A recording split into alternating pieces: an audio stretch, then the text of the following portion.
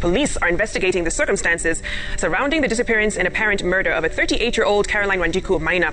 The body of the late businesswoman was found a week later in Kitengela after a suspect led detectives to where they had dumped her. Her body was dumped at Kajiado, and my other sister is the one who got a call from the CIDs.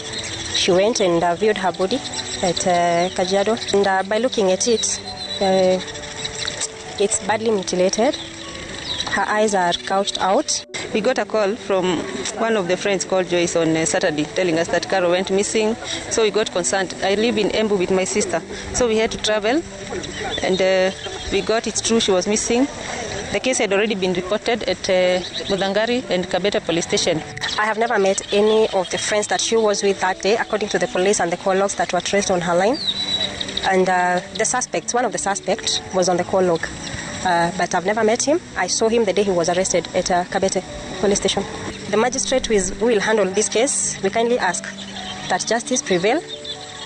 It is not easy for the family. On February 12, 2021, a devoted mother dropped her son at school, ran her errands, and walked into Co-operative Bank in Ngara, never to return home alive. What started as a simple plan to sort her finances ended in betrayal, torture, and murder, all at the hands of the man she once loved and trusted. This is the tragic story of Caroline Wanjiku Maina and the deadly web of money, ex-lovers, and broken promises. To support this channel and help us bring more of these important stories, please subscribe, like this video, share it, and comment down below. Now, let's walk through exactly what happened that day. Dark Echoes 254. Before we talk about how she died, you need to understand who Caroline was. She was not just a victim, she was a person who had fought hard to build a life. Caroline grew up in Embu. She went to Limuru Girls High School, a school with a strong academic tradition. After school, she entered the banking world. In 2010, she joined Co-operative Bank in Embu as a loans officer. She stayed there for 6 years. 6 years of understanding how money moves, how credit works, how business are built and broken. People who knew her described Caroline the same way over and over: jovial, sociable, hardworking, the most driven amongst her siblings. She was a single mother raising 2 boys, and everything she did for them. In 2016, she made the leap. She left the bank and went out on her own. She moved to Nairobi in 2019 and founded Danmore Realtors alongside another company called Exec Limited. And then she won a major government tender, a road and sidewalk construction project worth 20 million Kenyan shillings from a county government in eastern Kenya. That is a deal that puts you in a different category. Some people looked at that with admiration, others with something else entirely. Here is the part that matters for understanding why she died. Caroline won that tender, but she did not have enough capital to execute it on her own. So she brought in partners, 4 of them in total, including herself, 2 men, and another woman. She brought the deal. They brought the money. This is where we need to slow down and follow the money, because the money is what connects everything. Caroline had used her 15 acres in Nanyuki as collateral to secure a 7 million loan from Co-operative Bank. She poured that money into her business hoping they would grow. They did not. The loan repayment became a burden she could not carry. The debt sat on her like a stone. It was that debt, that specific loan, that kept her in contact with Edwin Otieno Oduor, her ex-boyfriend. Edwin had told her he could help her restructure or clear the loan, but first, she needed to invest in Stima Sacco shares. The investment would grow, he said. It would help offset what she owed the bank. He had a plan. He was going to help her. That promise was the first thread of the trap. While they were still dating, Edwin and Caroline had run a restaurant together, Sabro's Bar and Restaurant. They had built it, managed it, tried to make it work. Then COVID came. The hospitality industry collapsed. Rent arrears piled up. The restaurant closed. Another failure to add to the pile, another knot in the already complicated financial and personal history between them. And then there was the tender. Carol had won 20 million Kenyan shillings county contract for sidewalk and walkway construction, but she did not have the capital to execute it alone. So she brought in partners, 4 of them in total. They put in money. One of them put up his personal vehicle as collateral to take out a loan that funded the work. That means real commitment. When the tender paid out, the disagreement started. Caroline felt she had originated the deal and deserved the larger share. Her partners felt their financial contribution and risk entitled them to a fair split. Neither side was entirely wrong, but the conversation stopped being civil. Then Caroline bought a car. To her, maybe it was a breath after a year of struggling. She had been managing debts, closing businesses, starting over. The car was visible evidence that the work had meant something. But to her partners, it was a signal. They were still waiting for their money. One of them still carrying a loan secured against his car, and she was driving a new car. One of them sent her a message. It threatened dire consequences if she did not pay.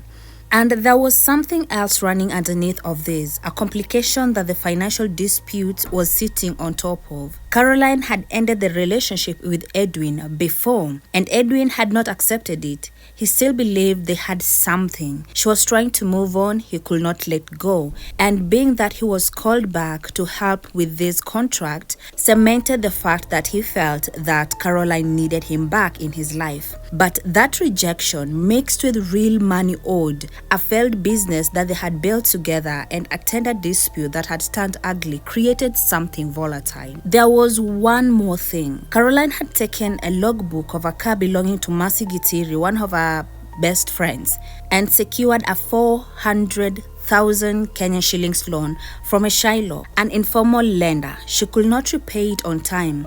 In the days leading up to February 12th, this had caused a serious falling out between the two women. So by the time that Friday arrived, Caroline was surrounded by financial pressure from every direction. A 7 million Kenyan shillings bank loan she was struggling with, partners demanding their tender money, a Shiloh loan she could not repay, a man who would not let her go, and a plan, Edwin's plan, her ex-boyfriend's plan, that she believed was her way through it. So let's circle back to that morning. That morning, Caroline did what any devoted mother will do first. She took her son to the school, bid her house help goodbye, then went ahead to do her errands. Then she headed to Co-operative Bank at Steamer Plaza. CCTV captured her walking out with 350 Kenyan shillings in cash. She was supposed to use that money to boost her Steamer shares, the plan Edwin had laid out. She had called a female friend beforehand and explained where she was going and why. And when she saw Edwin, she hung up and told a friend she will call her later. At Ngara, a black Toyota Crown was waiting, registration KCN 300D. It was Edwin's car. What the investigators later found out was that Edwin had been meeting with Samuel Okoth and others earlier that same day on Koinange Street. They had coordinated before she arrived. They had expected her to come with much more.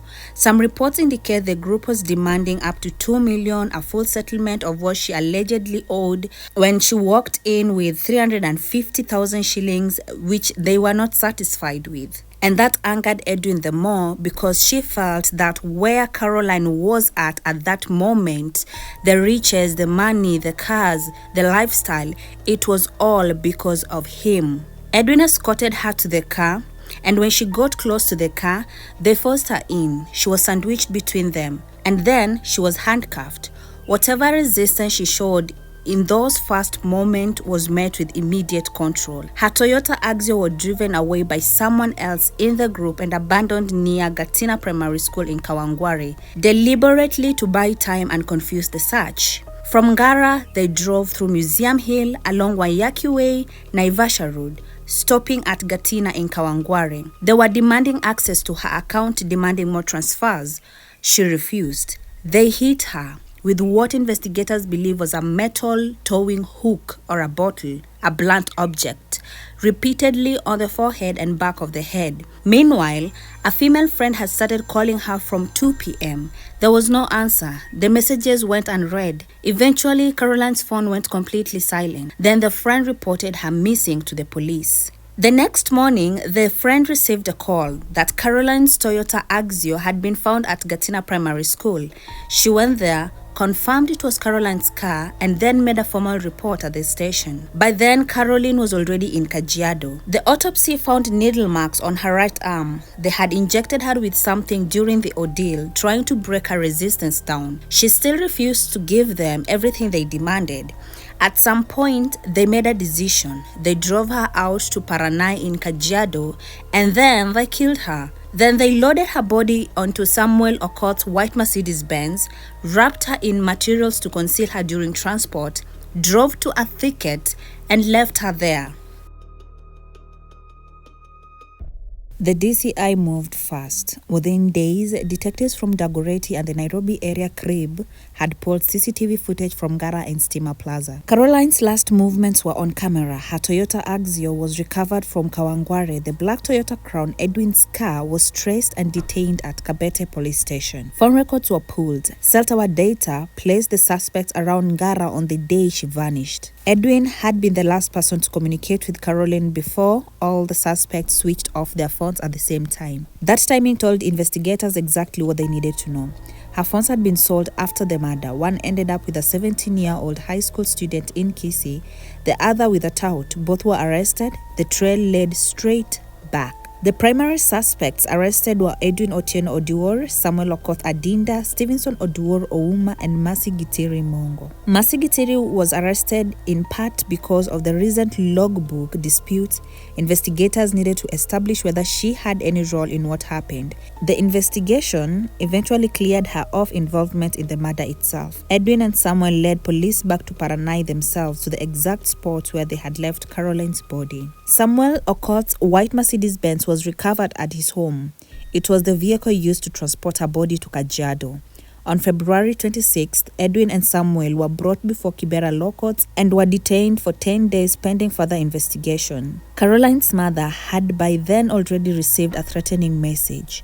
The court acknowledged it but found no proven link to the accused. This is where the story stops being clean. The case went to high courts in Nairobi. 3 primary accused stood trial: Edwin Oduor, Samuel Okoth, Justus Nyamete Manyura, linked through phone evidence and the transport of the body. The prosecution had CCTV footage, phone tracking data, financial records, forensic evidence, and partial confessions. But trial in Kenya High Court moved slowly. Years passed. The 3 were eventually released on bond, 1 million shillings bond or 500 cash bail, while the trial was ongoing. The family had real fears about witness intimidation. The court found no compelling reason to deny bail.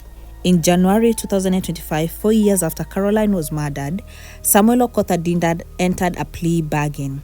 He pleaded guilty to the lesser charge of manslaughter instead of murder. He was sentenced to 7 years, with time already served factored in. 7 years for what was done to Caroline Wanjiku Maina. The trial court delivered mixed verdicts on the others, including acquittals.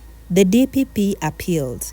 In November 2025, the High Court set aside one acquittal and substituted it with a manslaughter conviction. That case went back to the trial court for sentencing. As of early 2026, there are no confirmed murder convictions, the charge that actually matches what happened in that car and in that Kajiado bush, for any of the accused. Caroline was buried on 5th March 2021 at her parents' home in Kangarik, Murang'a County. She left behind 2 boys who still do not have their mother. Her sister Rose and Pauline became the family public face through all of it, identifying the body, attending the post-mortem, speaking to journalists. Pauline spoke about the betrayal in terms that have stayed with people who follow this case.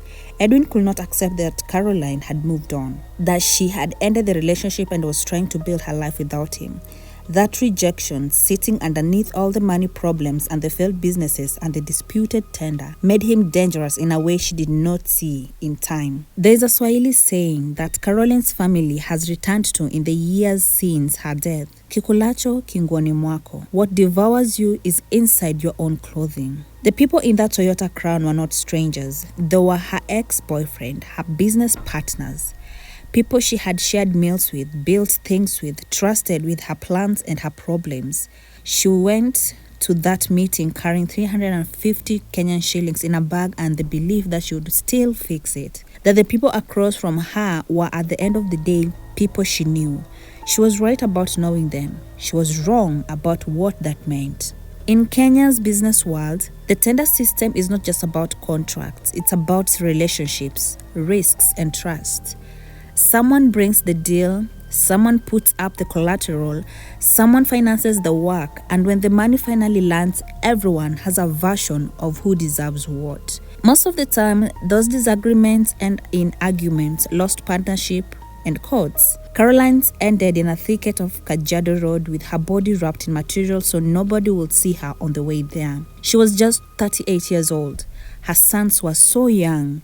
She had been fighting for years against debt, against collapse, against the kind of slow financial erosion that breaks most people long before it breaks anything else. She was still fighting on the day she died. The courts are still deciding what to call what was done to her. Her family already knows. Now that is the full story of Caroline Wanjiku Maina. If this case affected you, please remember to subscribe, like, share, and comment down below. Your support helps us continue this work. Stay safe, choose your cycle wisely, and I'll see you in the next video.